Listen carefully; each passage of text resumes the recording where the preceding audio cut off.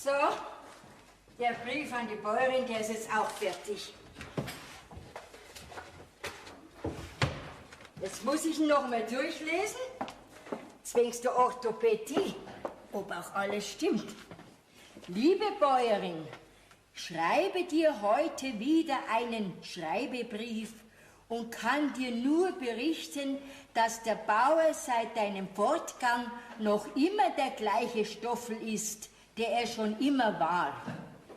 Er ist immer noch darauf aus, Geld, Wiesen und Felder zusammenzuramschen, wobei ihm sein sauberner Kumpan, der Florian, Zutreiberdienst leistet.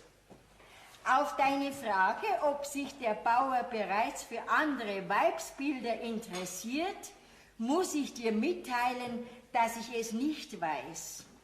Für mich interessiert sich weder der Bauer noch der Flori, der Bazi. Obwohl ich längere Zeit meine Kammertüre offen gelassen habe. Jetzt sperre ich wieder zu. Sollte ich aber bemerken, dass der Bauer einem Kittel schöne Augen macht, werde ich dich sofort express verständigen. So beschließe ich also mein Schreiben und hoffe, dass du es auch lesen kannst. Ich habe absichtlich langsam geschrieben, weil ich weiß, dass du nicht schnell lesen kannst. Deine allzeit getreue Lena.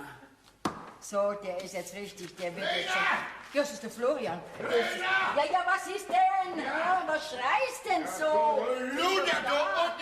Luder, dieses Unverschämte. Ja, was ist denn das? Ja, wie redest denn du mit mir? So, fühlst du dich vielleicht betroffen? Ich hab doch dich gar nicht gemeint, sondern deinen Schnurrikader, deinen Liebling. Dieses Hundsvieh habe ich gerade erwischt, wie es beim Fenster aus ist mit einem Drum Fleisch, ne? Nein, sowas macht mein Schnurrelein nicht. Nein, das macht er nicht. Ich würde erst um Erlaubnis fragen. Das wäre sowieso bald seine Henkersmahlzeit geworden. Ja, wieso?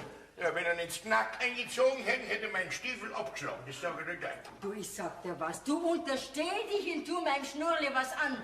Dann kriegst du es mit mir zu tun. Ja, dann pass besser auf oder fütter ihn besser, ne? Oh, da brauchst du keine Sorgen machen. Der kommt schon zu seinem Sach. Ja, jetzt in der lauen Sommernacht, da braucht er mehr, da braucht er eine Kraftnahrung, wenn er abends auf den Scheunendächern Ausschau hält nach seinem Lieblingskatzel. Ne? Ja. Das braucht mein Schnurrlein nicht. Braucht er Das nicht. ist ein richtiges Mannsbild. Was? Ah, dem könnte sich so mancher ein Beispiel nehmen. Oh, das geht auf mich, naja. Na gut, dann werde ich mich heute Abend mal auf Scheunendach setzen und mitsingen. Hoffentlich kommst nicht du daher. Ja, Ne? Da brauchst du überhaupt keine Angst haben. Da müsstest du dich schon von Grund auf ändern. Ja. Und dann würde man es noch ein paar Mal überlegen. Ja.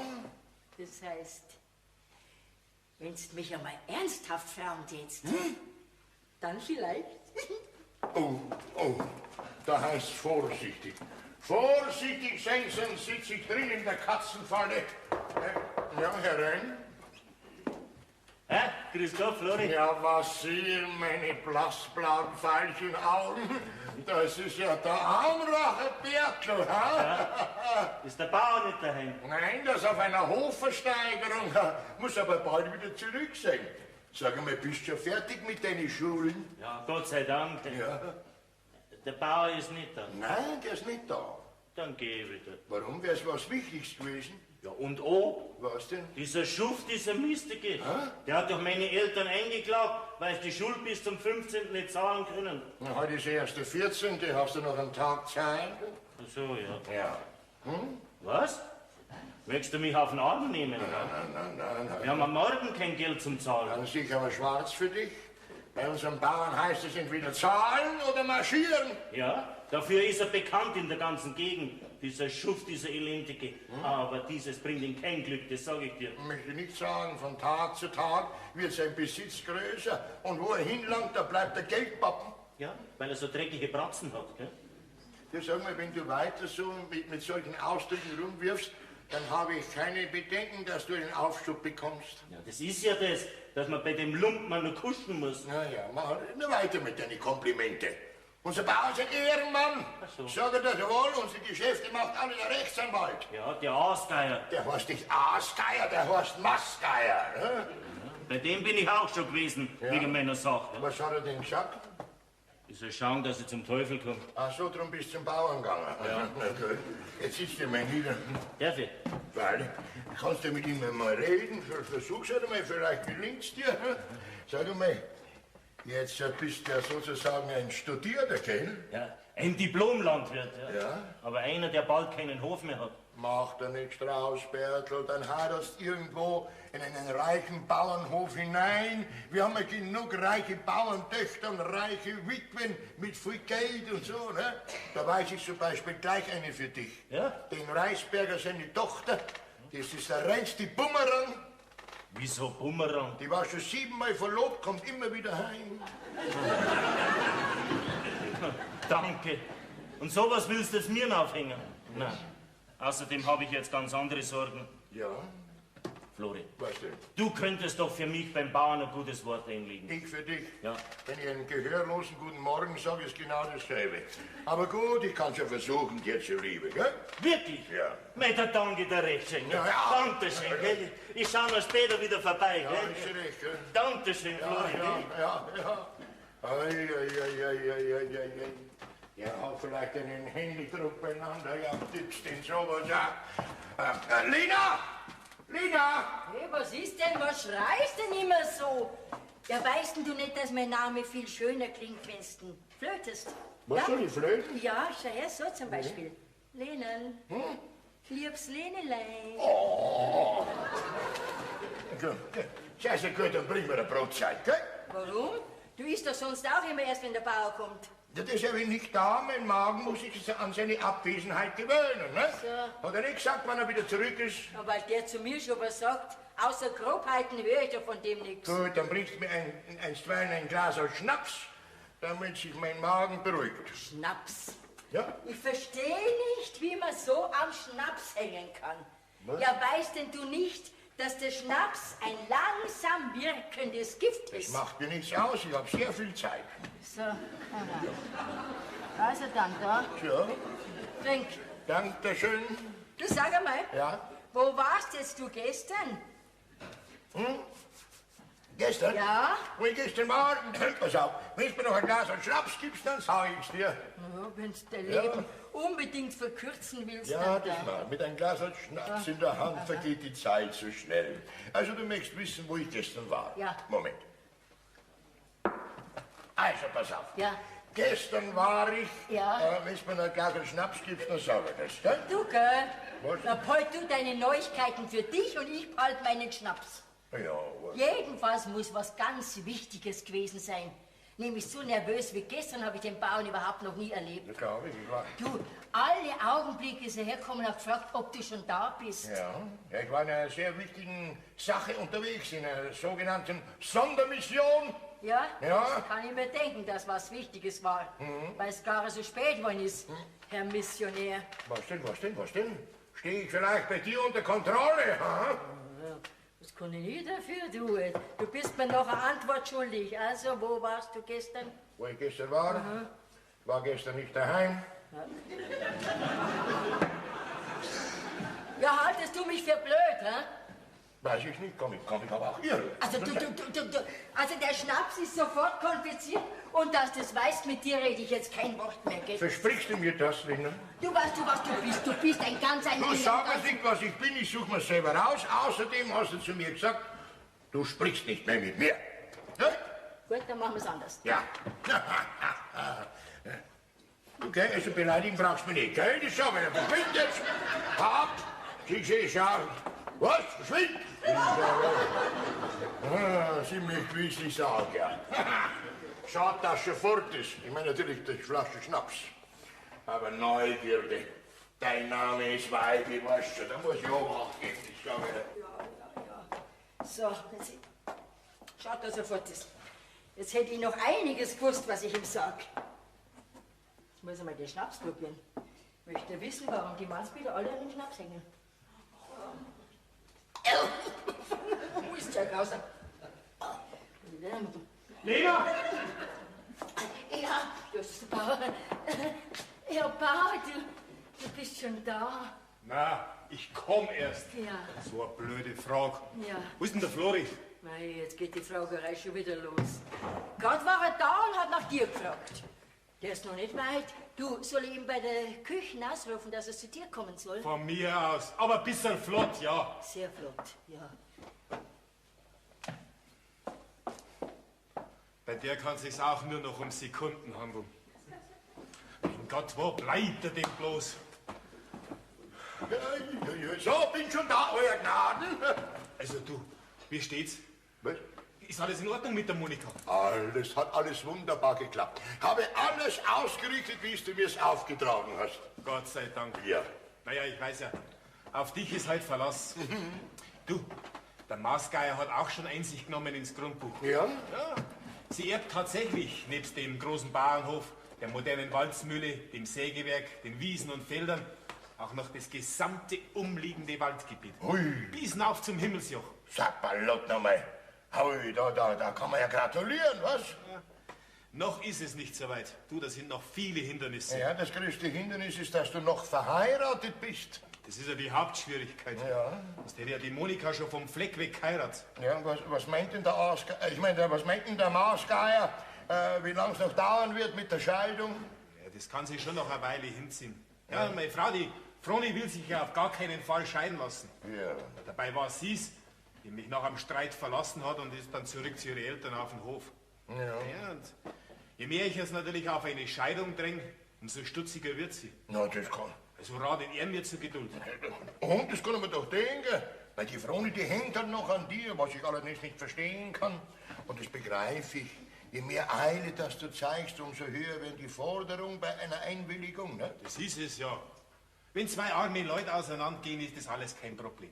Ja. Dann nimmt sie die Hauswäsche und er die Kuh und jeder geht seine Wege. Aber bei uns, da wo Besitz da ist, ja, da wird über die Anwälte gehandelt und gefeilscht wie auf dem Jahrmarkt.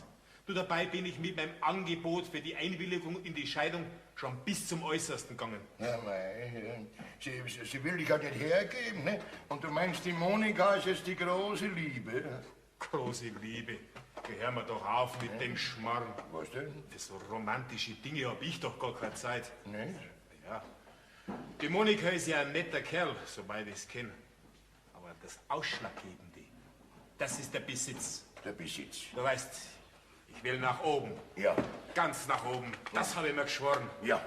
Und du glaubst, die Monika ist mit dir einverstanden? Na, ich denke schon. Bei meiner seinerzeitigen Vorstellung bei ihr auf dem Hof habe ich einen sehr guten Eindruck gemacht. Tja.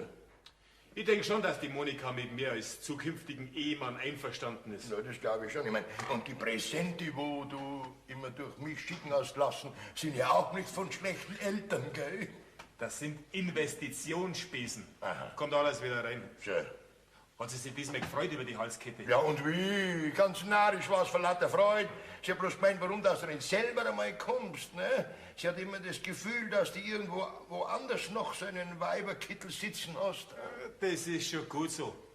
Das hält das Interesse an mir wach. Ja? Aber jetzt muss ich mir jeden Schritt, den ich mache, genau überlegen. Du weißt, meine Froni hat überall ihre Spione und Zuträger. Du, da heißt es vorsichtig sein. Aber ich glaube, die ganze Vorsicht wird nichts mehr nützen, denn deine Goldtaube ist auf dem Anflug zu uns auf dem Sternhof. Was sagst du? Sie kommt hierher? Jawohl, sie hat in der Stadt noch was zu besorgen und anschließend kommt sie daher, um dich mit ihrem Besuch zu erfreuen.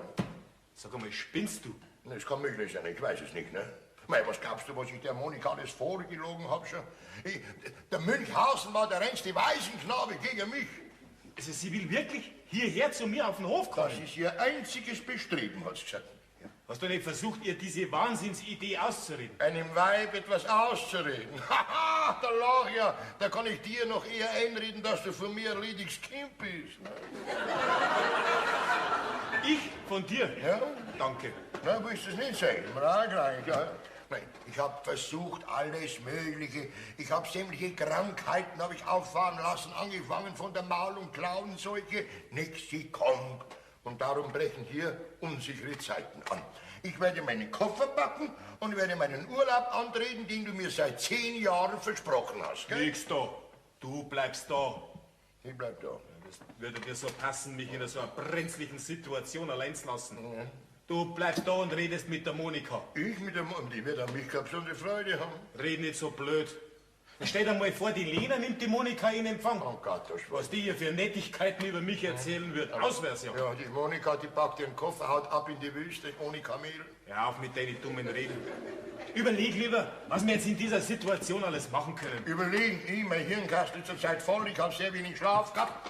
Geh jetzt zur Lena, vielleicht kann ich einen Schnaps ergattern, vielleicht fällt mir dann was ein. Herrschaftszeiten, was mache ich denn nur, was mache ich denn nur? Grüß Gott, Bauer. Grüß dich Gott. Was willst denn du bei mir? Ja, ich komme wegen meinen Eltern, die du eingeklagt hast, weil sie die Schulden nicht bezahlen können. Ja, das habe ich. Es ist halt einmal so auf der Welt, dass der nicht zahlen kann, eingeklagt wird. Ja, ich wäre auch verklagt, wenn ich meinen Verpflichtungen nicht nachkomme. Ja, deshalb bin ich ja da. Kannst du vielleicht zahlen? Na, aber bitten täte ich dich um einen Zahlungsaufschub. Weil jetzt, wo ich mitarbeiten kann, wieder, ging's vielleicht leichter. Tut mir leid.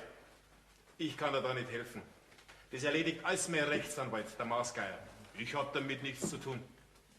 Ich glaub bloß, dass da nicht mehr viel zu machen ist. Nur eine Bezahlung bis zum 15. könnte die Sache noch rückgängig machen. Ja, aber meine Eltern haben doch kein Geld und ich schon gleich gar nicht. Tut mir leid. Ich kann die Sache nicht ändern. Ich hab sowieso schon lang genug zugewartet. Gerade weil ich eure Familie kenne. Ja, aber schau, bei einer Hofversteigerung, da wird doch alles unterm Wert verkauft. Ja, freilich. Ja, der, wo euch einen Hof ersteigert, der will doch auch eine Chance haben. Also wie gesagt, ich kann dir da nicht helfen. Ich bin jetzt mit viel was Wichtigerem beschäftigt. Auf Wiedersehen. Ja. Du könntest vielleicht nicht doch noch ein bisschen warten. Vielleicht finde ich noch jemand, der mir ein Geld leiht. Deine Sache. Bis morgen hast du ja noch Zeit. Vielleicht gelingt's dir. Also, vierte. Ich probier's wirklich, aber Aussicht habe ich keine. Ah, ja, der Bertel. Jetzt hast du mich ganz vergessen. Ja?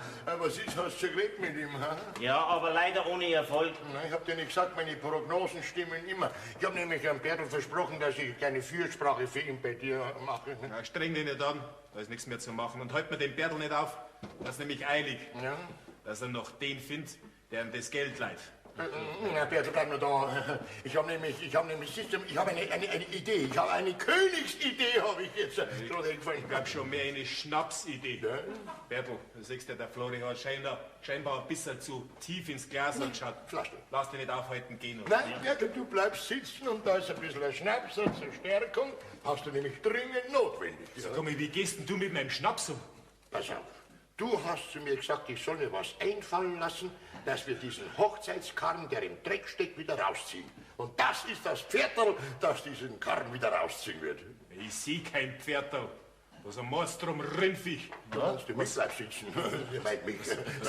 Was soll denn die ganze Komödie? Du gehst jetzt mit mir ins Fremdenzimmer hinein, da werde ich dir einiges erklären. Und du wartest auf das Ergebnis. Ja, willst du mir es nicht endlich sagen?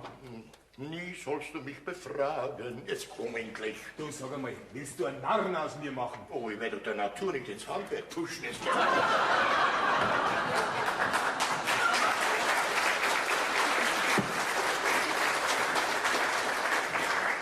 Ein komischer Kauz, der Flori.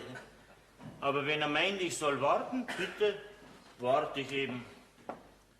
Also, einen Schnaps soll ich auch noch trinken zur Stärkung. Da wird man eher schwach davon, als wie stark. Grüß Gott. Ja, grüß Gott. Also, bitte. Danke. Au! Au! Sie haben aber einen harten Kopf. Ja, das tut mir jetzt aber leid. Hoffentlich sind Sie mir nicht böse. Nein, ist schon gut. Ja. Wollen Sie vielleicht Platz nehmen? Der Bauer kommt gleich wieder, der ist gerade nicht da. Dankeschön. Ja.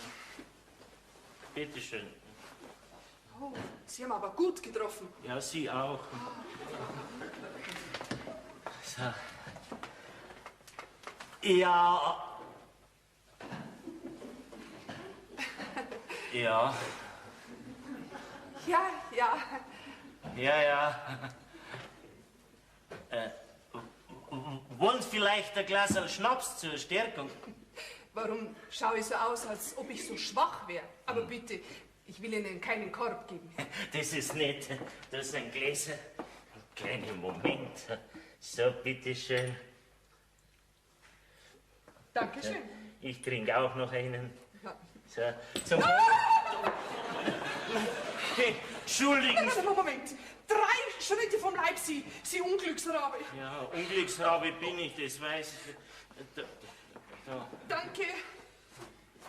So, und jetzt auf demselben Weg wieder retour. Und wenn jetzt noch mal was passiert, dann ergreife ich wirklich die Flucht. Sie brauchen keine Angst haben. Ich setze mich jetzt daher und bin ganz brav. Hoffentlich. Sagen Sie mal, stellen Sie sich nur so oder sind Sie wirklich so ungeschickt? Nein, ich bin schon wirklich. Ja, ich könnte mir oft selber eine runterhauen, weil ich mich oft so dumm anstelle. Also Sie sind, wie man so sagt, ein bisschen... Blöd, sagen Sie es ruhig. Ja, das höre ich jetzt schon mein ganzes Leben lang. Das habe ich eigentlich nicht gemeint. Ich meine, es gibt Menschen, die ab und zu ein bisschen einen Schubser brauchen im Leben, damit sie sich zurechtfinden. Ja? Das haben Sie jetzt nicht gesagt. Danke. Bitte? Sie sind so freundlich. Sie sind so nett. Sie sind nicht von hier, gell? Nein, ich wohne etwas weiter weg von hier. Ja, ich nicht. Ich bin von da. Ja? Ja, ich bin der Bertel. Amracher Bertel. Und Sie? Sind Sie eine Verwandte vom Bauern? Einstweilen noch nicht, aber es könnte möglich sein. Ich soll nämlich da am Hof die neue Sternhofbäuerin werden. Was? Sie? Ja. Da? Ja? Jetzt trifft mich der Schlag. Wieso? Oh, stehst doch auf, mein Hut! Oh, schaut dir das an! Also, Sie sind wirklich... Ach, unmöglich ist dieser Mensch. Habe ich mir doch gleich gedacht, dass das nicht gut ausgeht. Immer wenn es schön anfängt, hört schlecht auf. Und du glaubst, dass der Bertel der Richtige dafür Ob ist? der Bertel der Richtige ist, schau ihn doch an, genau der Richtige. Wenn der in den Kamin schaut, geht's Feuer aus.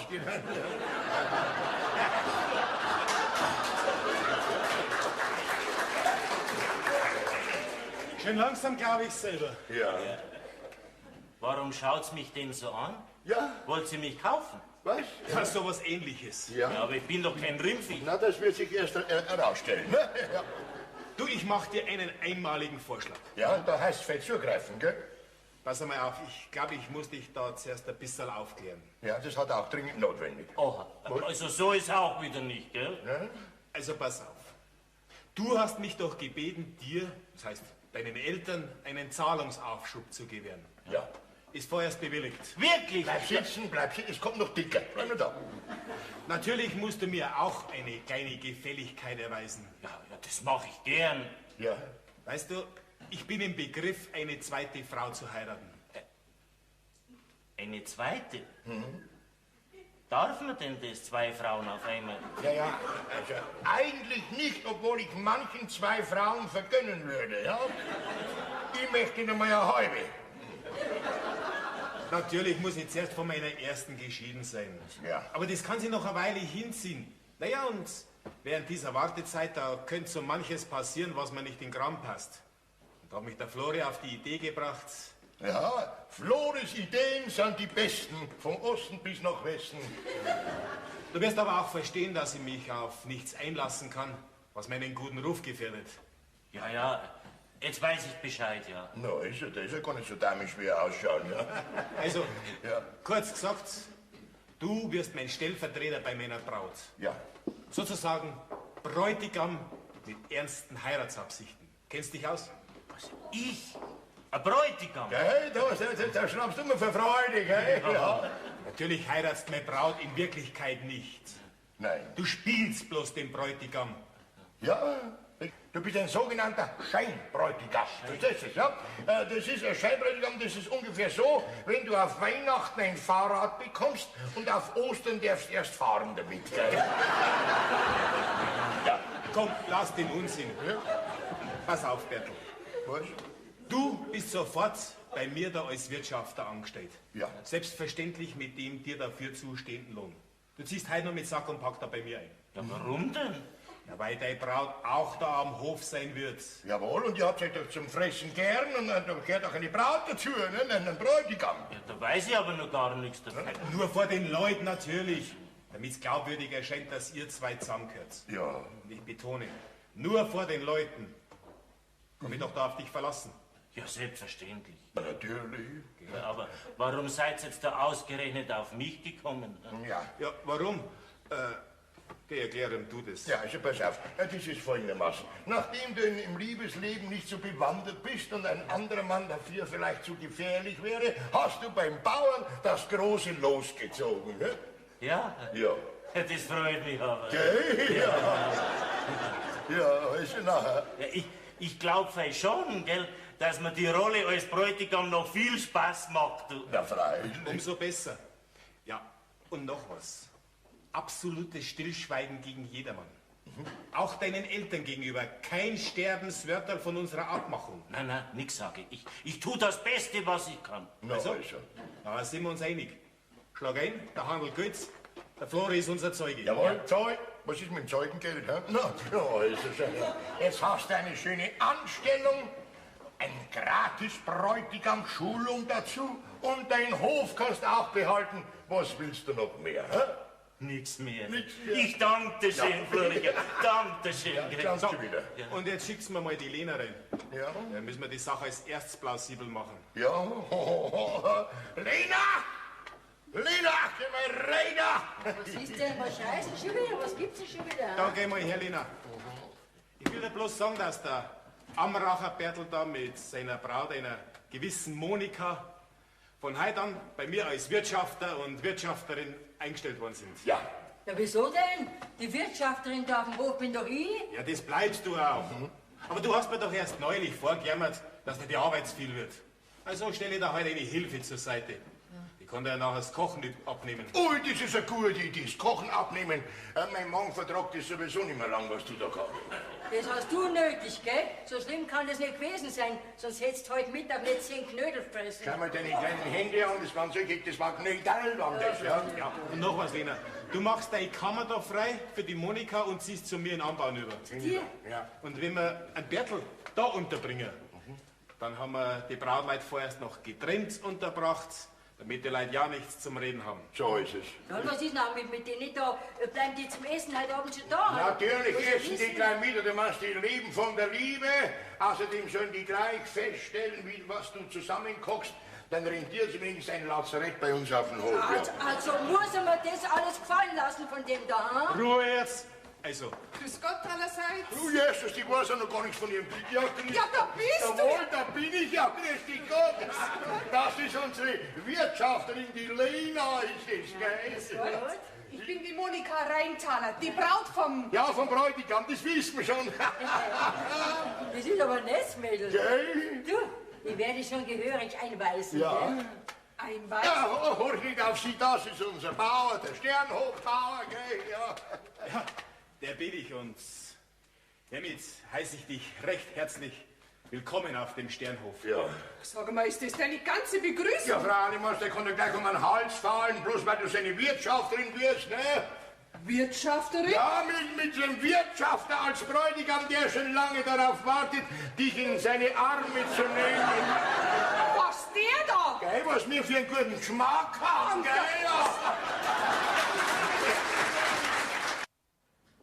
So, Schatzerl, jetzt weißt du, wie ich mir die ganze Sache vorstelle. Tja, jetzt weiß ich's. Aber du wirst doch nicht im Ernst glauben, dass ich bei dieser Komödie mitspiele. Aber wieso denn nicht? Also ich sehe da keine Schwierigkeiten mehr. Nicht? Dann schau mal bitte mich an. Ich bin nämlich da die Hauptschwierigkeit bei der Angelegenheit. Aber wieso denn? Du hast doch selber schon so oft zu mir gesagt, wie sehr du dich darauf freust, wenn wir mal zusammen sein können. Ja, das schon, aber auf eine andere Art und Weise. Schau, ich habe akzeptiert, dass du schon mal verheiratet warst. Aber jetzt stellt sich's raus, dass du es immer noch bist. Und das, mein Lieber, das ändert die Sachlage aber ganz gewaltig. Aber wieso denn? Du, das Ganze ist doch bloß noch eine Form, eine Gerichtssache. Du, die Scheidung kann jeden Tag ausgesprochen werden. Naja, es müssen noch ein paar Eigentumsfragen geklärt werden. Aber de facto bin ich doch schon frei. Das mag schon sein, aber versteh mich doch bitte.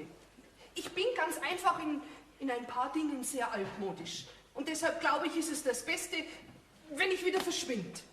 Nein, du, das kannst mir nicht antun. Sag, dass das nicht dein Ernst ist. Doch, das ist wirklich mein Ernst. Ich will mich ganz einfach mit dem Mann, den ich einmal heirate, in der Öffentlichkeit zeigen können. Und nicht mit ihm Verstecken spielen müssen. Und drum ist es besser, wenn ich wieder abreise. Und an mich denkst du dabei gar nicht. Sag, freut habe ich mich auf dich. Und jetzt... Nein, du, das kannst mir nicht antun. Jetzt, wo die Lena doch schon alles weiß und wo die Nachricht durchs Land eilt. Das, mein Lieber, ist dein Problem. Und wie ich dich kenne, wirst du das bestimmt auch lösen. Also, bring zuerst deine Sachen in Ordnung und dann reden wir weiter. Schau, Schatz, ich bin ja zu allem bereit. Gleich morgen fahre ich zu meinem Rechtsanwalt und treibe ihn an. Wenn es mich auch ein Geld kostet. Aber ich werde mich mit allem einverstanden erklären. Du sollst sehen, wie ernst es mir ist mit unserer baldigen Verbindung. Mein Entschluss steht fest. Und deshalb packe ich jetzt meine Sachen wieder. Aber schau, tu mir doch den Gefallen und bleib da. Wenn ich dich recht schön bitten tät. Schau, wir könnten es doch so schön haben.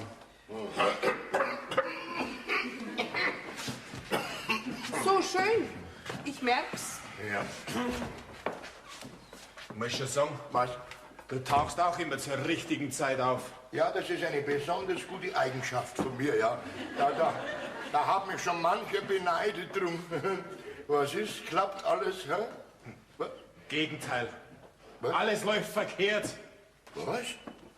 Die Monika spielt nicht mit bei deinem glorreichen Plan. Sie will wieder nach Haus fahren. Na, Ja, sie packt ja bereits ihre Sachen. ja, wieso denn? Zuerst war sie nicht zu mir bremsen, dass sie herkommt und jetzt will sie wieder fortfahren. Ja, warum denn? Weil ich noch rechtskräftig verheiratet bin. Nein. Kannst du mir vielleicht sagen, was in so einem Weiberhirn alles vorgeht? Nein, das kann ich dir beim besten Willen nicht sagen. Da muss vor allem ein furchtbarer Chaos drin herrschen. Ja. Du, das eine sage ich dir. Was sagst du mir denn? Wenn die Monika wirklich vom Hof geht, Ja? kannst du gleich mitmarschieren. Ich wünsche dir schon mal eine gute Reise. Da schon her, da schon her. Ja, ist recht, jawohl, wie soll denn das wieder richten? Nix wie Schwierigkeiten haben wir mit diesen Weiber. Ich sag's ja, hinweg mit diesen Schlangen Gezücht. Es lebe das Junggesellentum.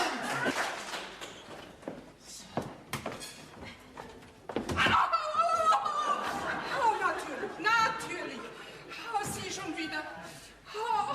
Müssen schon entschuldigen, aber ich bin jetzt gerade beim Einsehen.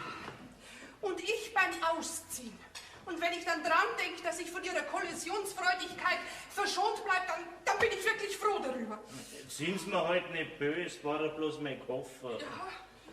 Was wollen Sie ausziehen? Ja. Das geht ja gar nicht. Sie müssen schon da bleiben. Sie sind ja jetzt meine Braut. Was bin ich? Ich meine, meine Vertragsbraut. Ja, und wenn Sie gehen, dann kann ja ich auch gleich wieder gehen. Ja, dann müssen es halt woanders die Frauen gefährlich werden. Ich? Schaue ich so aus?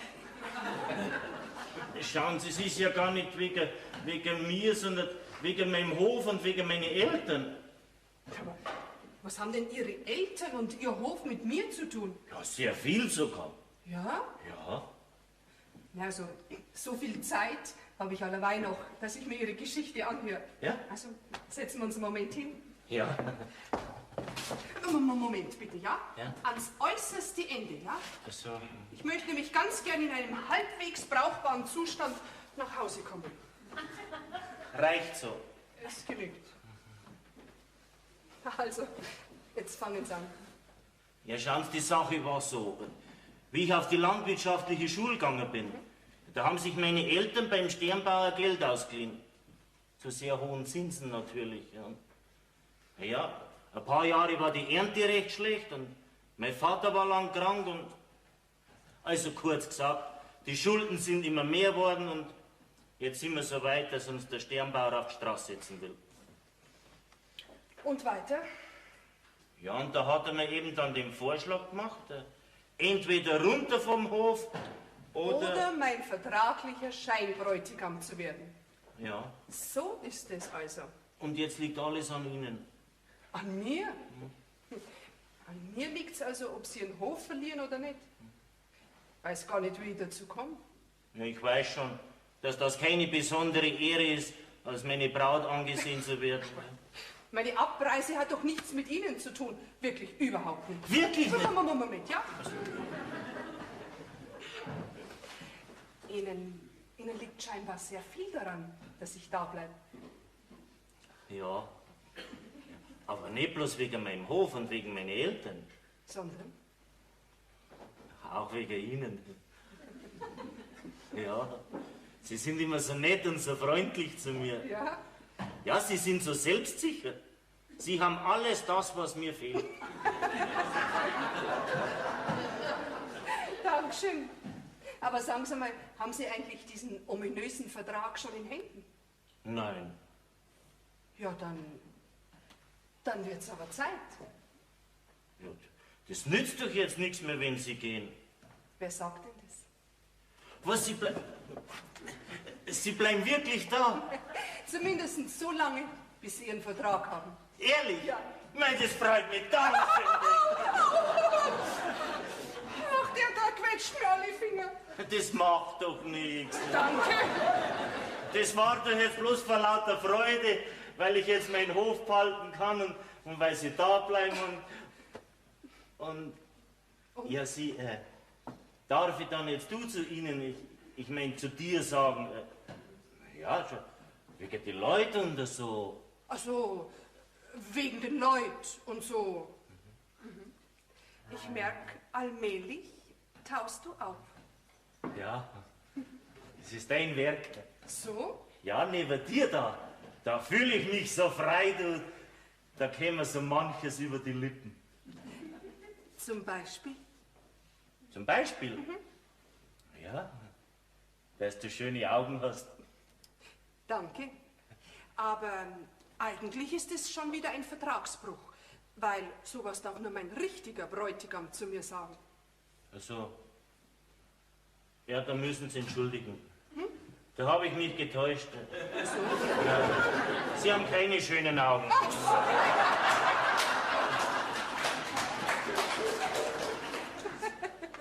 Vielen Dank. Also schlagfertig ist er auch noch. Ja. Naja, also dann bleiben wir aber bei dem Du, ja? Ja. Wegen den Leuten und so. Ja. Gehen wir an unsere Arbeit. Ich pack meine Sachen wieder ein und du schaust, dass du diesen Vertrag kriegst. Ja. Ich hilf dir noch beim Koffer tragen, Oh, gell? das ist aber nett. Ja, mag ich gern.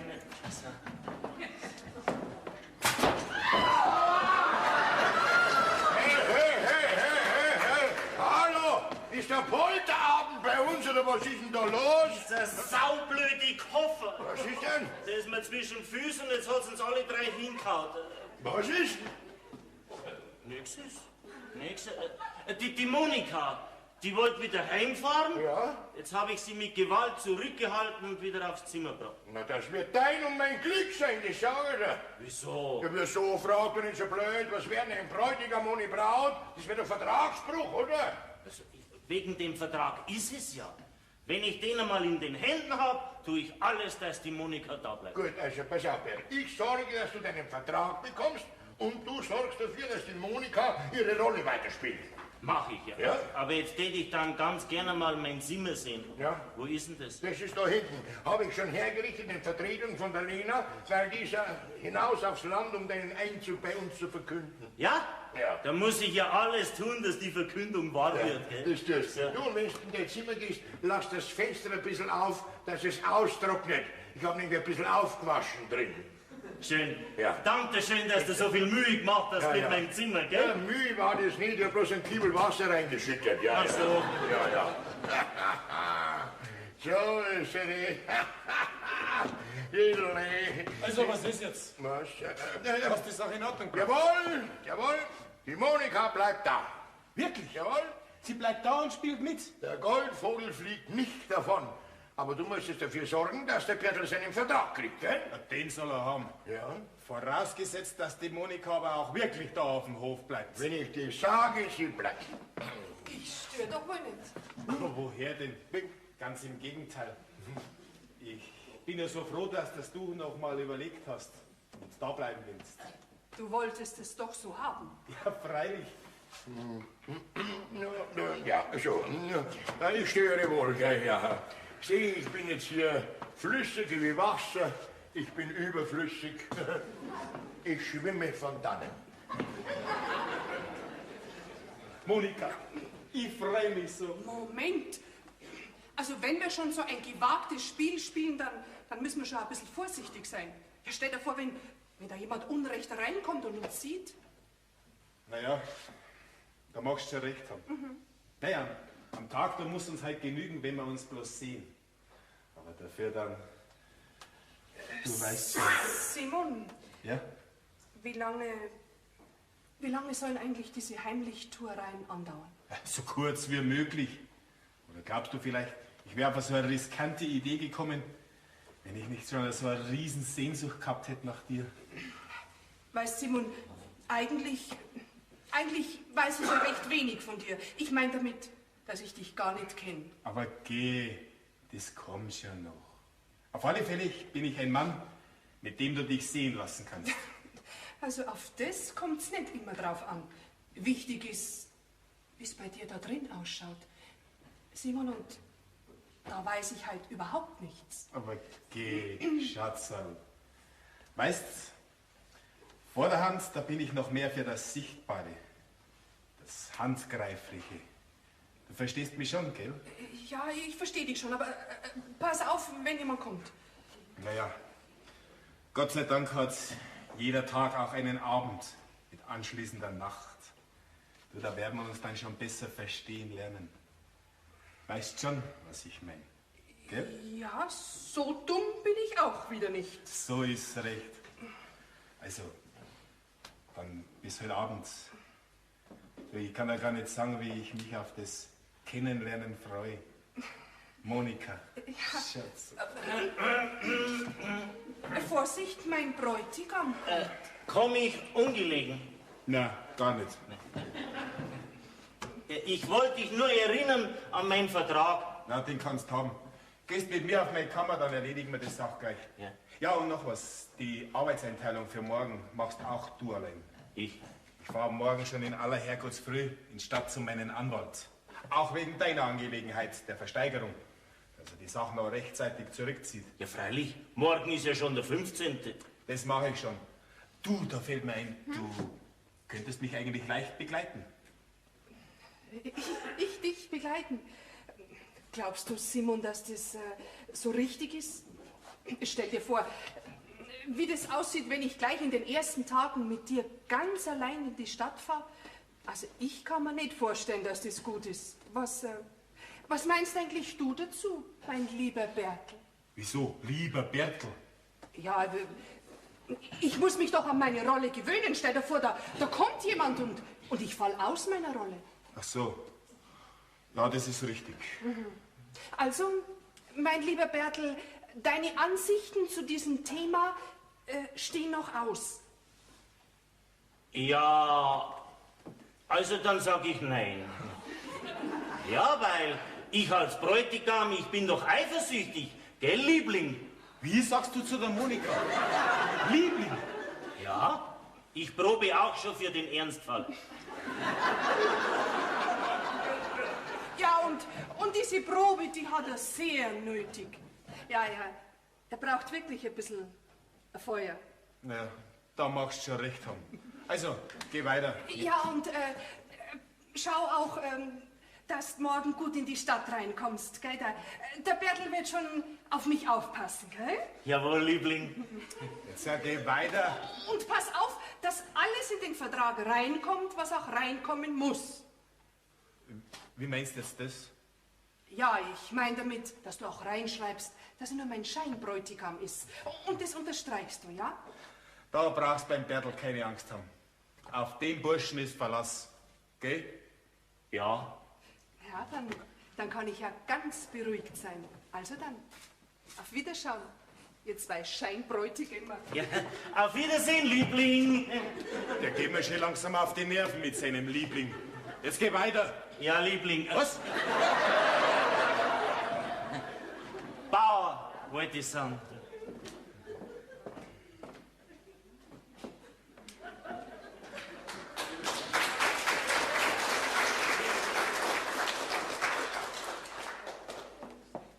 Bäuerin, komm rein. Die Luft ist rein. Lena, und du bist sicher, dass uns niemand gesehen hat? Ja, ganz sicher. Ja. Im Spionieren, da kenne ich mich aus. Gell? Ja. Na? Und was ist es für ein Gefühl, wenn man so lange Zeit nicht mehr daheim war? Also ich muss schon sagen, ein sehr eigenartiges Gefühl. Mir ist gerade so, als wäre ich erst gestern weg vom Hof. Ja. Und du bist also deiner Sache absolut sicher. Todsicher. Ja? Na komm, setz dich doch ein bisschen hin. Ja. Ich hab doch eine Nase wie ein Polizeihund. Ja, das weiß ich. Weißt du, gleich wie mir der Bauer die neue Wirtschafterin vorgestellt hat, du, da habe ich Lunte gerochen. Ja. Du, der Bauer stellt extra neue Wirtschafterin ein für mich. Aus lauter Mitleid, damit ich mich ja nicht überarbeiten soll. Merkst du was? Geht ja lachen doch die Hühner. No. Also das sieht dann wirklich nicht ähnlich. Ja, aber ich habe mir für nichts anmerken lassen. Ganz im Gegenteil, du, ich habe recht freundlich getan Ja. und habe mich aufs Aushorchen verlegt. Da war manches, was sich nicht gereimt hat. Siehst du das? Also wenn dein Verdacht stimmt, Lena, das wäre schon ein starkes Stück. Ja, darum habe ich dich doch gleich hergeholt. Vorher war ich allerdings beim Bertel seine Eltern. Du, die wissen nichts von einer Braut. Na, das ist doch nicht zu glauben. Ja. Aber du, ich weiß nicht, ob das recht war, dass ich hierher gekommen bin. Ich hätte doch vorher erst meinen Anwalt fragen sollen. Ja, Freilich. Dann wäre die letzte Gelegenheit, dass du deinen Alten in Filigranti erwischt, auch noch beim Teufel. Ja, da hast du schon recht. Geh. Hör mir doch auf mit den Paragraphenreiter, da kommt doch nichts Gescheites raus. Nichts da. Du nimmst jetzt die Sache selber in die Hand. Ja, aber wie denn? Na, geh. Glaubst du, der Bauer hat mich umsonst ausquartiert, hä? Ach, du meinst... Ja, aus dem Weg wollte er mich haben, also weg bin vom Schuss. Der Bertel, der auch drüben wohnt, der geniert ihn nicht. Und somit hat er sturmfrei, merkst du was? Ja, schön langsam dämmert's bei mir. Ja, dir geht noch eine ganze Gaslaterne auf. Darum sage ich, du schlafst heute Nacht in meiner Kammer. Nein, ich meine in der jetzigen Kammer von der Monika. Ja, schon, Lena, aber... Und das mit der Monika? No. Na, das mache ich schon. Ja. Die quartiere ich schon wieder aus. Du, pass auf. Und wenn du in deine Kammer gehst, gell, darfst du ja nicht zusperren. Und bevor du dich hinlegst, dann schreibst du die Birne aus der Fassung. Und wenn dich wer anspricht, sagst kein Wort. Ach, so meinst du? Naja, noch ist er ja mein Mann. Ja, aber nimmer lang. Und ich leg mich ins Fremdenzimmer, dann bin ich gleich da, wenn du Hilfe brauchst, gell? Nein, Lena, wir sind schon arm dran mit den Mannsbildern. Mich wundert's, dass sich unser Herrgott da nichts anderes einfallen hat lassen, wie er den Adam erschaffen hat. Also mich gar nicht. Nicht? Da wird er wahrscheinlich schlechter Laune gewesen sein.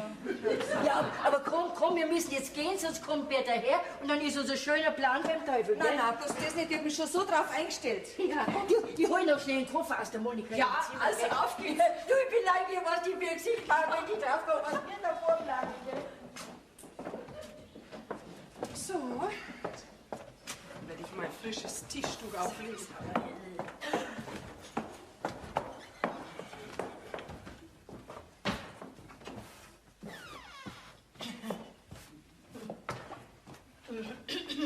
Ja, Lena, Ja. du bist ja schon da? Ja, schon Zeit lang, aber ich habe bloß vergessen, dass ich mich bei dir zurückmelde. Und naja, du bist doch jetzt die Wirtschafterin. Aber Lena, das bist doch du und das bleibst du auch. Ich will dir doch deine Arbeit nicht wegnehmen. Ja, du vielleicht nicht, aber der Bauer.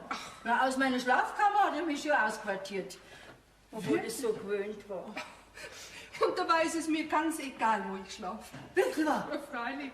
Du, würde dir das gar nichts ausmachen, wenn du mit mir tauschen würdest. Ich meine, dass ich wieder in meiner Schlafkammer bleiben könnte. Du würdest ins Nebenhaus gehen. Ne? Aber natürlich nicht. Wenn ich dir damit eine Freude machen kann, gern. Wirklich wahr. Du aber, gell, dem Bauern darfst nix sagen. Du, das ist ein Dickschädel. Ja? Ja, wenn sie dir was einbildet, dann muss es geschehen und wenn es noch einmal so ein Blödsinn ist. Ach so? Also, kannst dich darauf verlassen. Ich werde kein Wort sagen. Ja, schön. Du, pass auf. Dann gehst du in Anbahn über und die zweite Türe auf der linken Seite, das ist dein Zimmer. Gell? Gut. Und ein fester Riegel ist auch davor. Ja, Lena, du bist ja um meinen guten Ruf sehr besorgt. Ja, muss er doch. Man weiß doch nicht, was geschieht. Und der Teufel, der schlaft nicht. Und jetzt, wo du am Bertel seine Braut bist, ja, da müssen wir doch ein bisschen aufpassen. Übrigens, der Bauer schlaft auch da drüben.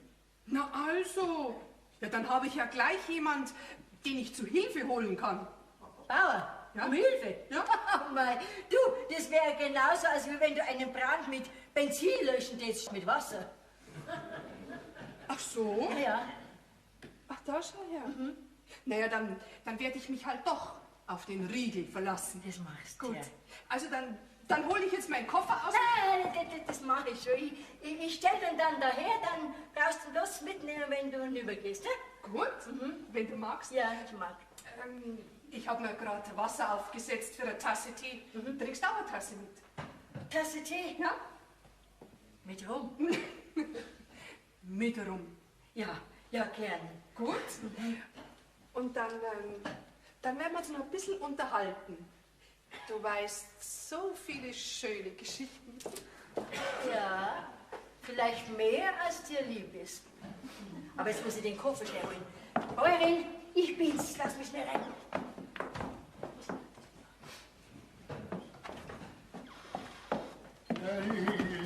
Ja, Lena!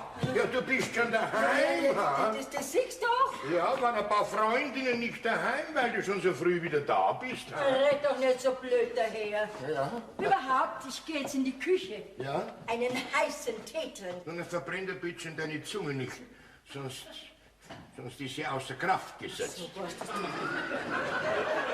bist ein Blödian bist du. Nein, Florian heiße ich. Ja, jetzt habe ich unseren Hausdrachen wieder steigen lassen. Florian, Ja? schau, ich hab meinen Vertrag gekriegt, das verdanke ich dir, Dankeschön. ja. Das muss ich jetzt gleich der Monika erzählen. Ja, schön. Dankeschön. Also eine Freude legt der Bursch an den Tag. Ja. Direkt auffallend. Ja, Dieser Eifer. ja. Der Bertel, der ist in Ordnung und ein pflichtbewusster Mensch. Noch dazu, wo es weiß, dass sein Hof gerettet ist, gell?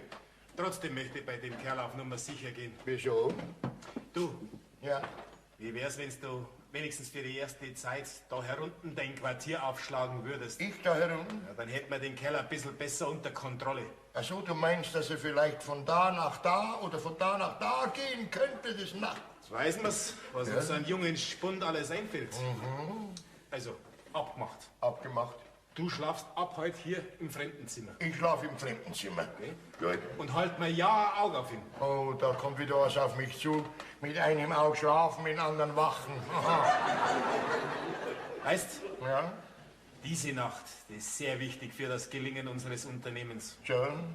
Da kann ich keine unliebsamen Störungen brauchen. Na ja, genau, richtig.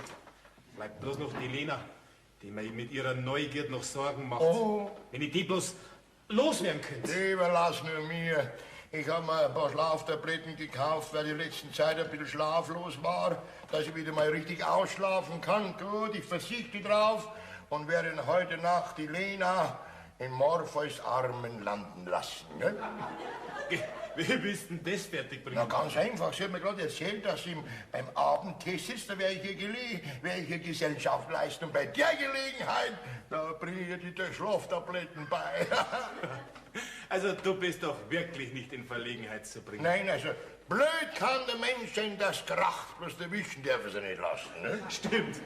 Also, dann erledigst du das da mit der Lena Ja. und schau, dass der herunten bei der Ruhe ist. Ja, das kann ich verstehen. Eine tut Not bei dir, ja, ja. Ich mache jetzt noch meinen Hofrundgang. Das magst du ja. Gute Nacht. Ich wünsche dir eine erfolgreiche gute Nacht. Ja, ja.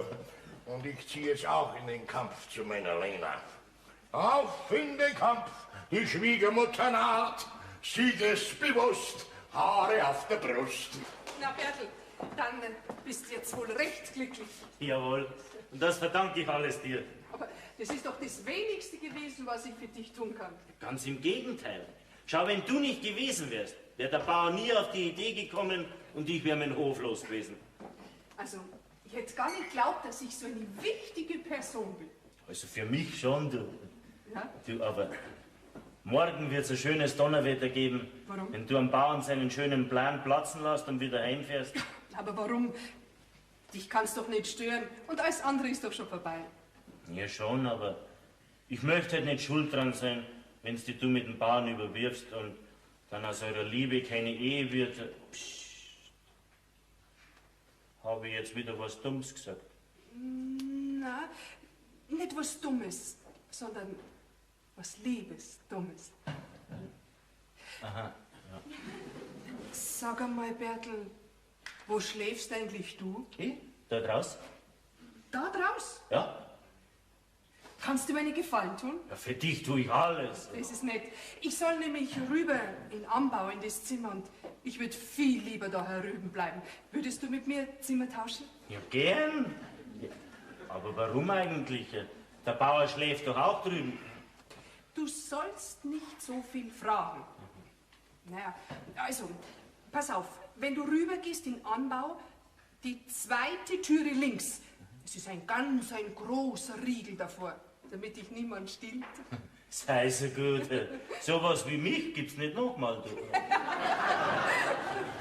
Da kannst allerdings recht haben.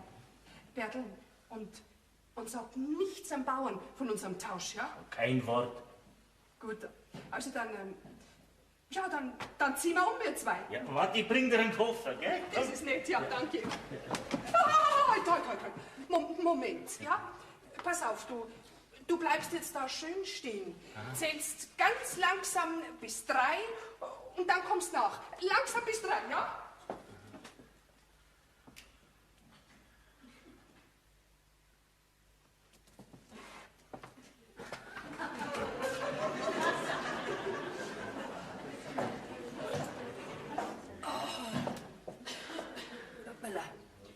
Also der Tee mit Rum, der hat mir jetzt sehr gut getan.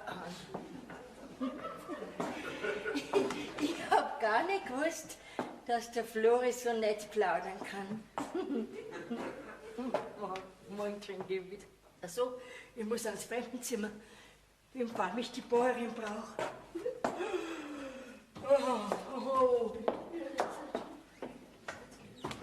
Also, dann gehe ich jetzt dann rüber. Ja. Leg mich auch schlafen, gell? Also dann wünsche ich dir eine gute Nacht. Schlaf gut. Ja, ich kann nicht schlafen heute Nacht. Wieso denn nicht? Ja, ich muss doch nachdenken, damit ich morgen früh weiß, was der Unterschied ist zwischen dumm und liebdumm. Also Bertel, dann wünsche ich dir viel Erfolg dabei. Ja. Gute Nacht. Gute Nacht. So ein liebes Mädel. Und die gehört den anderen. Unser Bauer ist schon ein Glückspilz. Also, gute Nacht, Monika. Was ist denn mit dir los? Wo willst du mit dem Koffer hin? Ein Koffer? So, ja, ich zieh gerade ein. Ja. Ach so, ja, dann ist schon gut. Schlaf gut, gute Nacht. Ja, gute Nacht. Gute Nacht. Ja, gute Nacht, ist schon recht. Eine recht schöne gute Nacht wünsche ich dir. Ja, das kann man mitunter schon brauchen. Also dann, komm. Ja. Soll ich dich noch ein Stück begleiten? Was? Mich? Ja. Bist du narrisch geworden? Ja. Also ich bin allein in meinem Bett. Und du schaust jetzt auch, dass du in deinem Bett verschwindest. Aber auf deine Verantwortung.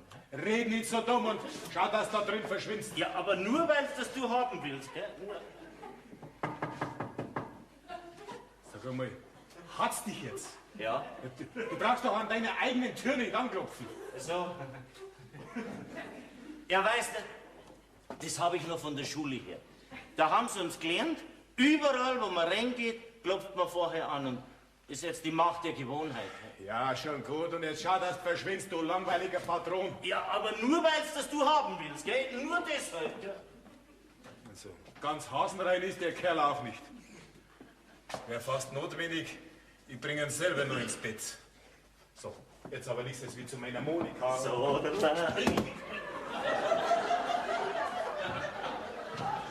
Du bist ja schon wieder da. Ja, weißt du, jetzt habe ich nicht mehr genau gewusst, habe ich jetzt schon gute Nacht gesagt zu dir oder nicht? Schon 1000-mal und jetzt verschwind endlich, sonst meiner sehe ich. Keine Gewalt, ich gehe von selber. Auf deine Verantwortung. Der hat jetzt aber Zeit gehabt. Na also, warum geht's jetzt auf einmal? So, jetzt zu meiner Monika. Ob's offen lassen hat? Offen. Glück muss der Mensch haben.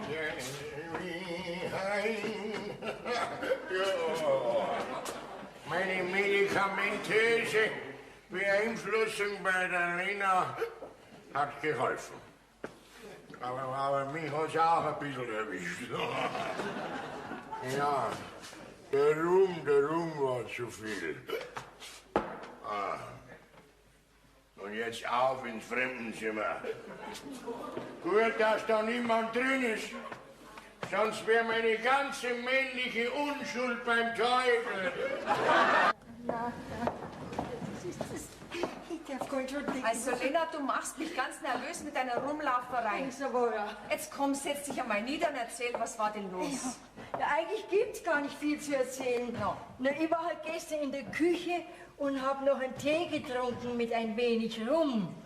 Na ja, und dann bin ich ins Fremdenzimmer gegangen, wie wir es ausgemacht haben, dass ich gleich da bin, wenn du mich rufst. Und du, auf einmal bin ich so müde geworden. Dann habe ich mich aufs Bett hingesetzt und dann weiß ich nichts mehr. Aha, ein wenig Rum. Und da machst du so ein Theater. Das ist doch ganz harmlos. Ja, bis jetzt, gell? Aber du, in der Früh wache ich auf von einem fürchterlichen Geschrei. Du, da steht der Bauer mitten in der Stube und hat die Hände über den Kopf zusammengeschlagen. Ich bin so erschrocken, dass ich mich gleich auf die andere Seite geschmissen habe. Und wer meinst, dass im anderen Bett drin gelegen ist? Wer? Der Flori. Ja, jetzt sag einmal, was wollte denn der Bauer im Fremdenzimmer? Ja, gesucht hat er mich doch im ganzen Haus, wegen Frühstück machen. Er wollte doch in der Früh gleich in die Stadt reinfahren. Aha, und Ja. hat dich mit dem Florian in die Doppelbetten erwischt? Ja. Um Gottes Willen. Was hat er denn da gesagt? Das kannst du ja denken. Liebesdamische Urschel und mit deinem Liebeskollab. Aber das ist ihm nicht geschenkt, gell? Ja, aber jetzt sag einmal, was wollte denn eigentlich der Flori im Fremdenzimmer? Der schlaft doch, so viel ich weiß, im Zubau drüben. Ja, was weißt du nicht? Ja, besoffen wird er gewesen sein. Gell? Der hat doch gestern in der Küche schon mehr Rum als mit Tee getrunken. Tja, Na ja, dann wird ihm heute der Weg ins Fremdenzimmer in seine Stuben 2 gewesen sein, hat er sie ins Fremdenzimmer reingelegt. Lena, wer weiß, vielleicht ist das ein Wink des Schicksals für dich. Ja, das sagst du. Aber schuld bist bloß du. Ich? Ja, warum hast du nicht um Hilfe gerufen, wie wir es ausgemacht haben? Ja, ich hab keine Hilfe gebraucht. Wieso? War der Bauer nicht bei dir? Doch, war er. Ja, und? Hat er dich für die Monika gehalten? Jawohl, hat er. Ja, und warum hast du ihm eine kleine runtergehauen und hast mich gerufen? Ja, weißt, das wollte ich, Lena, Ja. gell? Ich hab mir's ganz fest vorgenommen. Ja. Und dann habe ich mir gedacht, jetzt wartest du noch ein bisschen. Ja. Und dann habe ich nur ein bisschen gewartet, Ja. gell? Naja, und dann war es zum Rufen zu spät. So ist recht. Und wegen dir bin ich jetzt meiner jungfräulichen Ehre verlustig gegangen. Oh, nein. Da hältst du schon lieber an den Flori. Der hat sich zu vergewissern, zu wem er ins Bett steigt. Also, eine Ehe ist das Mindeste, was ich da versprechen muss. Meinst du wirklich? Ja, also, bestimmt. Ja, dann bin ich schon beruhigt. Also, Ja, und wie geht's mit dir und mit dem Bauern weiter? naja, ich warte halt jetzt, bis er heimkommt, weil schließlich habe ich noch ein Hühnchen mit ihm zu rupfen. Ja, gell? du hast recht. Und ich rufe jetzt auch. Aber den Flori. Ja, das machst, Lena. Entweder er heiratet mich oder ich zeige ihn an, wegen Verminderung meiner Heiratsaussichten. Ja, Lena, das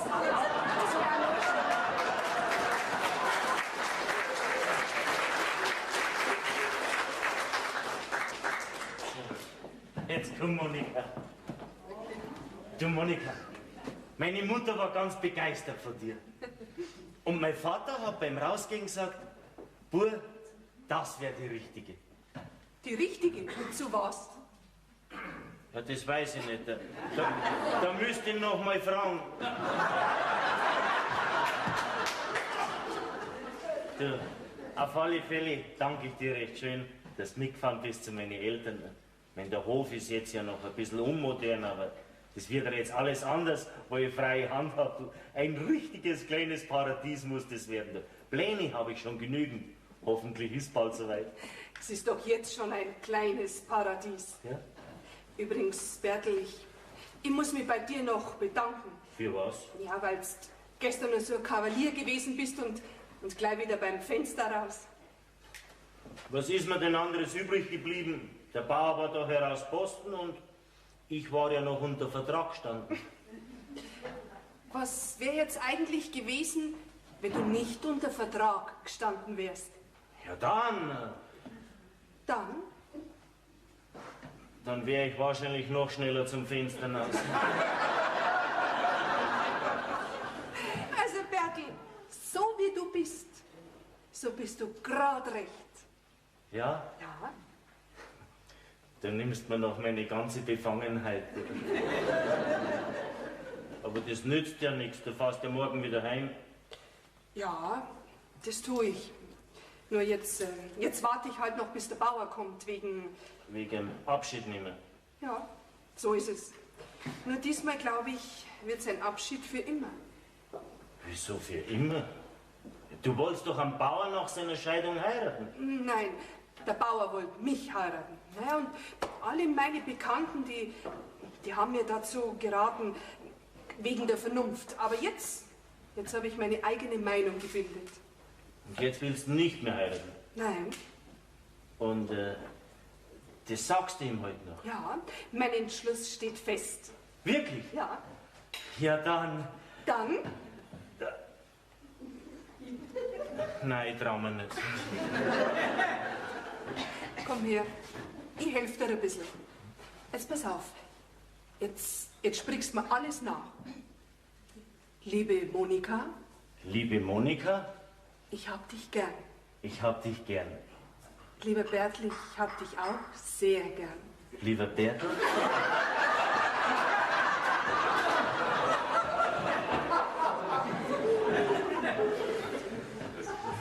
Wirklich? Ja. Ja? Ja. Mir wird auf einmal ganz anders. Mir wird plötzlich so heiß. Du. Ja?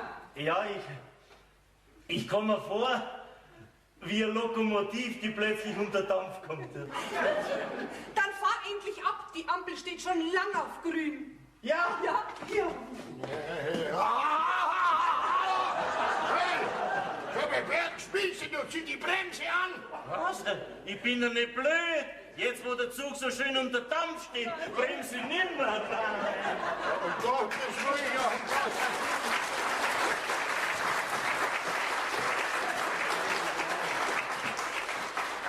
Da ist denn der Kerl total verrückt geworden. Auseinanderkuppeln sofort! Hörst, dass das mit dem Bauer gesehen hätte? Das wäre ein eklatanter Vertragsbruch gewesen. Mei, hoffentlich ist der Bauer bald einig mit seiner Monika. Sonst sehe ich alle meine Fälle davon schwimmen. Und einen Kopf hab ich bin an den Kopf. Dieser blöde Ruhm. Oh, ich brauche ein Frühstück. Lena! Lena! Brauch... Ja, mein Liebling, was willst du denn von mir? Liebling? Meinst du mich? Ja, Ja? Mein Frühstück. ja, gleich bringe das. Ja. Mein Süßer. Süßer? Süßer, da stimmt was nicht, da stimmt was nicht. So, mein Liebling, da, Florilein, da hast du deinen Kaffee. Na, sag einmal. Du meinst schon mich, oder? Ja. Sag mal, warum diese Freundlichkeit heute in der Früh? Das fragst du noch? Hm? Ja. Nach so einer Nacht? Hm? Seite an Seite mit dir. Was? Moment. Wieso denn? Oh, mit mein Schutz. Sag mal, was ist los mit dir? Da stimmt was nicht in deinen Köpfen, ha? Bei mir stimmt alles. Ja? Aber jetzt will ich wissen, wie ich mit dir dran bin. Mit mir? Ja, Schlecht, ganz schlecht. Warum? das sag einmal, Ja. denk einmal nach. Wo hast denn du heute Nacht geschlafen? Wo ich heute Nacht geschlafen? Im Fremdenzimmer war ich drin. Ja, ich war plötzlich so müde von dem vielen Ruhm, gell? Da bin ich rein ins Fremdenzimmer. Ich hab nicht einmal ein Licht mehr gemacht. Nein, ins Bett und huscht und weg war ich. Ja. Ja? Und wie hast du denn geschlafen? Gut, hm? Schlecht. Schlecht? Furchtbar schlecht. Schlechte Träume habe ich gehabt. Hab geträumt von der Hölle, vom Teufel, seiner Schwiegermutter. Nein, war das ein greisliches Vieh. Ja. Die hat dir runtergerissen, ähnlich geschaut, ja. Hat der Bauer nicht gesagt, wann er heimkommt von der Stadt? Nein, bis jetzt nicht. Aber ich warte ja selber auf ihn. Warum? Weil heute Nacht einiges auf dem Hof geschehen ist, was nach Aufklärung schreit. Was? Wieso? Ja, das wirst du dann schon erfahren. Aber jetzt interessiert mich erst einmal mein Fall. Ja. Was kann ich zum Herrn Pfarrer sagen, wenn ich ihn jetzt sehe? Wenn du den Herrn Pfarrer siehst, das kommt drauf an, wann du ihn siehst. Wenn du in der Früh siehst, dann sagst du Guten Morgen, wenn du ihn auf die Nacht siehst, dann sagst du Guten Abend. Es macht keinen dummen Witz. Der Bauer hat sich heute Morgen mit einem weiblichen Wesen im Bett erwischt. Moment. Ich war total besoffen, ich bitte um mildere Umstände, gell? Ja. Und das weibliche Wesen, das war ich. Ja. Du? Ja, sag mal, wie kommst denn du ins Fremdenzimmer rein? Oh mei, immer im gleichen Bett schlafen ist doch langweilig. Na, darum haben wir gedacht, schlafst du beim Fremdenzimmer. Ich hab doch nicht wissen können, dass du auch kommst. Ich hoffe, dass du jetzt weißt, was du zu tun hast. Jawohl, das weiß ich. Nur noch in meinem eigenen Bett schlafen und die Zimmertür von innen vernageln. Wann kann ich mit dem Herrn Pfarrer reden? Wann? Am 31. Februar. Du willst mich also nicht heiraten? Nicht ums Verrecken. Gut. Dann soll das Hohe Gericht über dich entscheiden, gell? Und sein Urteil fällen. Und bei der Gendarmerie zeige ich dich extra noch an, wegen Was? Jungfernrufmord. Was? Du Wüstel, du. Mich trifft der Schlag. Ich muss noch total besoffen sein, das gibt's ja nicht, oder? Jesus Maria. Guten Morgen. Ja, guten Morgen, Hast du Papa. ausgeschlafen? Du, ja, zieh dich bitte nicht aus, nimm die Lena und geh mit ihr zum Doktor. Die hat Halluzinationen, die bildet sich ein. Ich war heute Nacht mit ihr im Fremdenzimmer. Nein. Da hat die Lena schon recht. Was?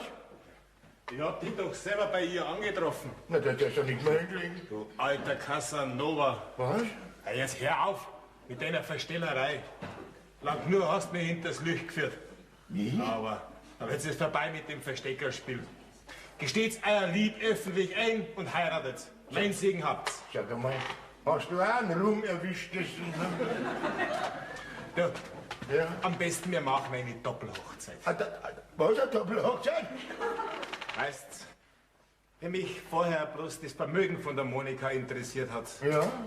seit heute Nacht, da interessiert sie mich auch persönlich ganz außerordentlich. Na, also, dann ist alles nach Plan verlaufen. Ja, jetzt brauchst du keine Sorgen mehr machen. Es geht alles 100%ig in Ordnung. Na, also, Du, ja. euch zwei mache ich da auf dem Sternhof als Verwalter-Ehepaar. Wie? Und ich ziehe mit der Monika auf den Rheintalerhof. Wenn du sagst, von uns zwei sprichst, meinst du da mich und die Lena? Ja? Du bist so gut zu mir. Sag einmal, kann ich diesen Verwalterposten nicht alleine ausfüllen? Hm? Jetzt hör schon mal endlich auf mit deiner Verstellerei. Im Übrigen, Was? hast du die Monika heute schon gesehen? Ja, die ist mit ihrem Ersatzbräutigam wie ein Schnellzug bei der Tür aus. Ich glaub, die Liebesnacht hat dir nicht gut getan. Also, dann such's uns, schick's rein, ich warte auf sie. Ja, gut, mach ich.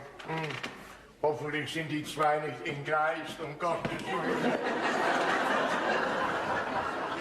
Na, sowas.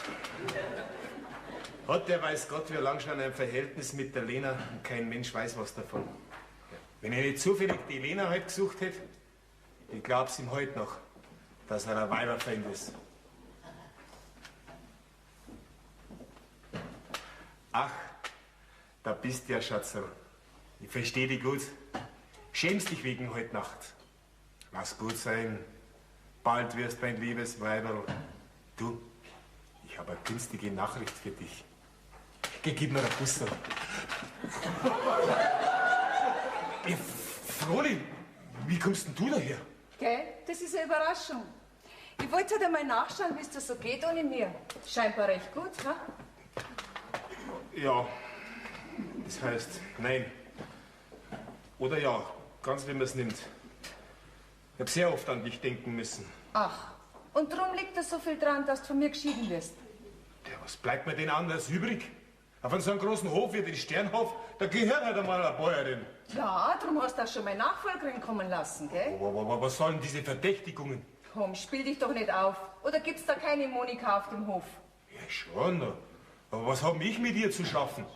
Das ist doch dem Bertel, meinem neuen Wirtschafter, seine Braut. Was du nicht sagst. Und für wen hast du mich denn zuerst gehalten, als ich dir die Augen zugehalten hab, ha? Ich? Ja. Ja, weißt, ach, das ist jetzt... Das ist ein Pech, ist das, gell? Gemeiner Haderlump, du. Ha, deine Märchen kannst erzählen, wenn's willst. Mir nicht. Noch dazu, wo ich Kronzeugin deiner Schlechtigkeit bin. Kronzeugin? Also das verstehe ich nicht. Nicht? Naja, na, muss ich dir ein bisschen auf die Sprünge helfen. Ich bin nämlich schon seit gestern hier auf dem Hof. Und übernachtet habe ich da drinnen. Was? Ja, nachher warst ja du... Ich mein, du hast da drin übernachtet? Ja, brauchst bloß die Lina fragen. Die hat nämlich deine Herzblatt-Monika ausquartiert und mich dafür einquartiert. Na, bist jetzt im Bilde? Oh Gott. Tja. Du warst das also. Ich hab gar nicht geglaubt, dass du so lieb sein kannst. Sei bloß still, gell, du Betrüger, du. Und da hast die Belohnung dafür. Ja, was war jetzt das? Ja, kennst du das nicht, erwatschen? Jetzt weiß ich überhaupt nicht mehr. So, das macht nichts. Die Hauptsache ist, ich kenne mich aus. Jetzt werde ich mich bloß noch schnell von der Lina verabschieden und dann bist du befehl mal los. Froni. Eines möchte ich dir noch sagen, bevor ich gehe. Bis zuletzt habe ich gehofft, dass du mich da zurückholst auf den Hof. Aber jetzt weiß ich, dass ich nicht viel verloren habe an dir. Meiner Nachfolgerin wünsche ein bisschen mehr Glück, als ich es gehabt habe. Für dich Gott. Na, mei, wie ist denn sowas bloß möglich? Natürlich. Die Lena. Dieses Oberdrahtschweib hat mir die Suppen eingebrockt. Aber die fliegt jetzt. Die fliegt. Du Bauer, ich habe was Wichtiges mit dir zu besprechen. So, Ja, du hast mit mir was zum Besprechen. ja. Aber zuerst hab ich mit dir was zu besprechen. Du hinterkünftiger Satansbraten. Hey, was ist denn los? Frag nicht so blöd. Oder glaubst du vielleicht, ich weiß nicht, wer bei der Sache seine Finger im Spiel gehabt hat? Ja, was denn für eine Sache? Dass du mir die Frone auf den Hals gehetzt hast, das soll dein letzte Schandtag gewesen sein, was du auf dem Hof verbracht hast. Du bist ab sofort gekündigt, verstanden? Ja, das habe ich verstanden. Ich kann ja gleich gehen, richte mir meine Papiere her, dann bist du mir los. Dich da nicht mehr sehen müssen, ist das einzige Angenehme an der Angelegenheit. Du scheinheilige Bezirkstratschen, du. Das hast du nötig, dass du sagst, du nächtlicher Zimmerpirat. Raus!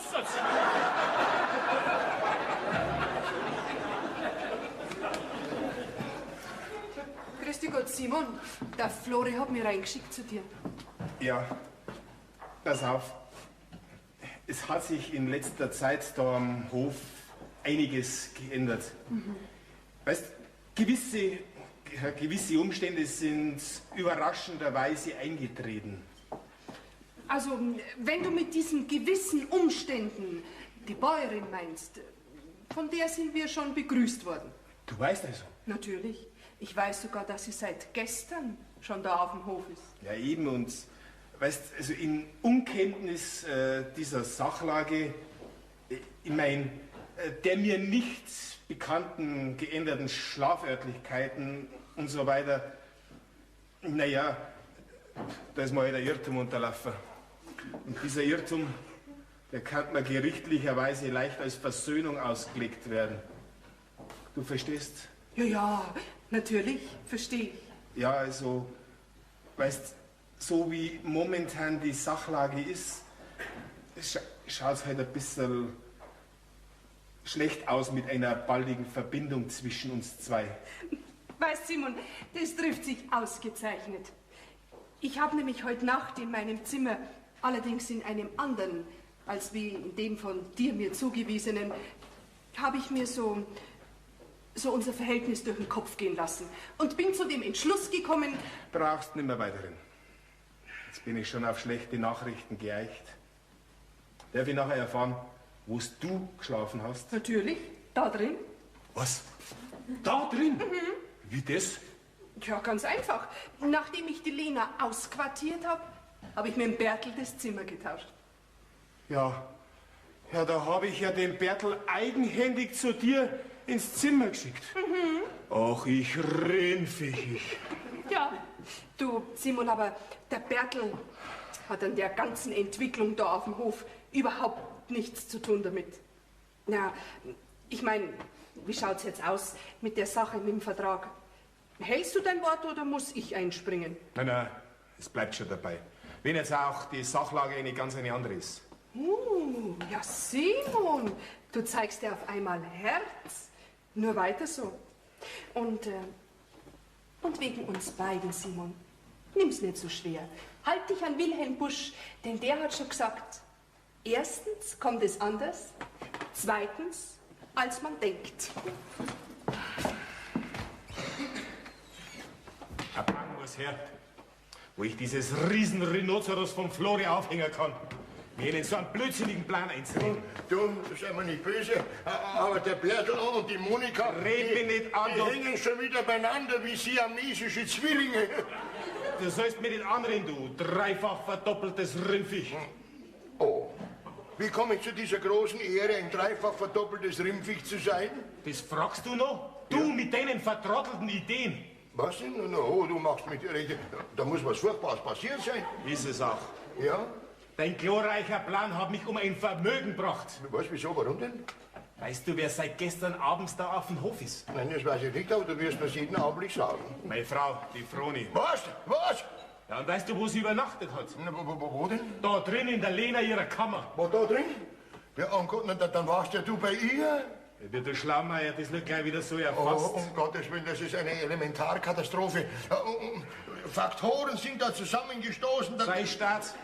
Was? Die Abschied hat die Lena. Drum ist dieses Luder ins Fremdenzimmer gegangen, um mich in schlechtes Licht zu bringen. Dieses Mischstück hat mir die Frone auf den Hals gehetzt. Aha. Ich hab ihr dafür gekündigt. Du. Gott sei Dank bin ich aus dem Wasser. Ja. Sie wollte sowieso gehen, und zwar gleich mit der Froni. Was, die Lena geht? Ja, dann kann ja mir nichts mehr passieren. Im Übrigen hat mir die Monika gerade mitgeteilt, dass wahrscheinlich der Bertel vom Scheinbräutigam zum künftigen Ehemann aufsteigen wird. Was? Drum ist der Kerl wie verwandelt. Dieser meineidige Schuft, dieser meineidige... Ja, wär's ein Wunder, wo ihn doch eigenhändig zu ihr in die Kammer geschickt haben. Was, du hast der Bertel dann... Da wäre ich auch zum Schnellzug geworden, ja.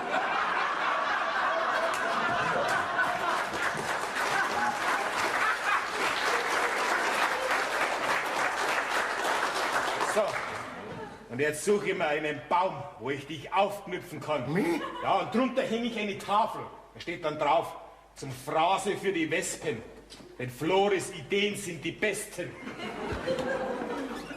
Der gefällt mir. Der geht nachts in andere Stuben mit falscher Besatzung und ich bin schuld. Ja, wie wäre denn das wieder richten, hä? Und Wo ist denn der Bauer? der Bauer, der richtet gerade deine Papiere her, weil du gehst. Ja, hoffentlich dauert es nicht zu lang. Die Bäuerin und ich haben nämlich Sehnsucht nach einer reinen Luft. Ah, du gehst gleich mit der Bäuerin mit. Jawohl. Ja. Und dann werden wir euch zwei einheizen. Ja, mir ist gar nicht so warm. Dem Bauern, dem geht's an Kragen wegen der Scheidung. Ja. Und dir wegen Herabsetzung meiner jungfräulichen Heiratsaussichten. Oh, ich habe eine Idee. Du, pass mal auf, Lena. Sag mal, meinst du nicht, dass sich der Bauer und die Frone lieber versöhnen würden wie scheiden? Ach, na, das glaube ich nimmer. Nach dem, was heute Nacht geschehen ist, nicht. Ja, wenn er doch selber bei ihr drin war. Na ja, aber nur körperlich. Geistig war er bei der Monika. Und wenn wir diesen Geist zurückholen in seinen Körper und wir werden diese zwei wieder vereinigen, ha? Das ist mir zu hoch. Das glaube ich dir. Und denken hast bei dir immer auslassen. Ja, aber überlass das mir. Pass auf, du brauchst nur das zu tun, was ich dir sage. Du musst der Bäuerin ein Geständnis machen, aber bevor sie vom Hof geht. Ein Geständnis? Ja, dass du mir gestern schon erzählt hast, dass die Vroni, also die Bäuerin, auf dem Hof ist und dass sie in deiner Kammer übernachten wird. Ja, das wäre ja der Logen. Was wird das? Wo ich alles getan habe, damit die Sache geheim bleibt. Na. Da täte ich mir das Sünden fürchten. Diese paar Sünden, die nehme ich auf mich. Nein. Bei mir kommt's auf Nebon immer drauf zusammen. Ne? Nein, sowas mache ich nicht. Für sowas kriegst du mich nicht nimmer. Ja, was tue ich bloß? Oh. Ja, du sag mal, Hedwig. Nein. Junggesellenleben ade.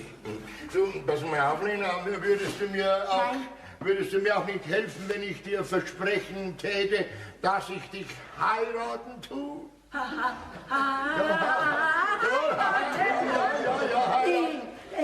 Das muss es auch schriftlich geben. Also wenn schon Untergang, dann bis zur totalen Vernichtung. Ja, Flo, dann machen wir alles, wie du es haben willst. Ja. Dann gehen wir aber gleich zur Bäuerin. Du halt mal Geld.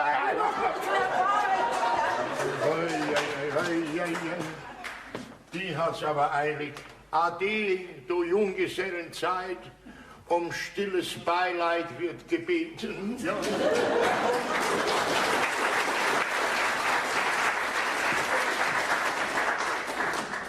So. Da hat nachher die Lena ihre Papiere. Ach ja. Geld kriegt sie auch noch. Was macht jetzt das? Da wäre einmal der restliche Urlaub. Simon, du Erdschwindler, du. Ich weiß alles. Was ist denn los? Okay, jetzt lass doch dein Dumm stehen. Wo wir doch der Flori und die Lena die ganze Wahrheit gesagt haben. Ja schon, aber wieso? Komm jetzt, du hast doch gewusst, dass ich schon seit gestern da auf dem Hof bin und da drin bei der Lena über Nacht habe, oder? Das hat dir der Flori gesagt. Ja, weißt, der Flori und die Lena, die wollen uns wieder aussöhnen. Wodurch die zwei jetzt heiraten werden. Was? Ja. Der Flori will die? So ist. Ach, schön langsam begreife ich. Ja. Und was ist jetzt mit uns zwei? Sprichst du noch was von Scheidung? Kein Wort mehr. Ja? Und alles, was gewesen ist, das wollen wir vergessen. Einverstanden. Einverstanden. Und die Ohrfeige, die ich dir in meiner Eifersucht gegeben habe, ist die auch vergessen? Und ob, das war mir die Nacht schon wert. Simon. Ja, seid jetzt endlich versöhnt wieder. Ja, Lena. Ja, und ich teile gleich meine Verlobung mit dem Flori mit. Sag einmal, Flori, ist das dein Ernst? Ja, auf alle Fälle, aber nicht gezwungenermaßen sozusagen, gell? Ja. Komm rein, Monika, das lassen wir nicht auf uns sitzen. Du Bauer, mir ist da zu Ohren gekommen, dass da jemand ein saudummes Zeug erzählt da auf dem Hof. Von wegen die Monika und ich und so. Aber Bertel, das ist doch ein reines Missverständnis. Das hat sich schon alles aufgeklärt. So? Ja, dann ist ja recht. Aber da bleiben können wir jetzt trotzdem nicht mehr, denn die Monika, die kommt ja jetzt zu mir als Bäuerin auf den Hof. Ich hoffe, dass du nichts dagegen hast. Also, meinen Segen habt's. Jawohl, und mein Beileid habt ihr auch. Ja. Ja, Lena, was sagst du dazu? Ich bin sprachlos. Was? Der liebe Gott erhalte dir diesen Zustand.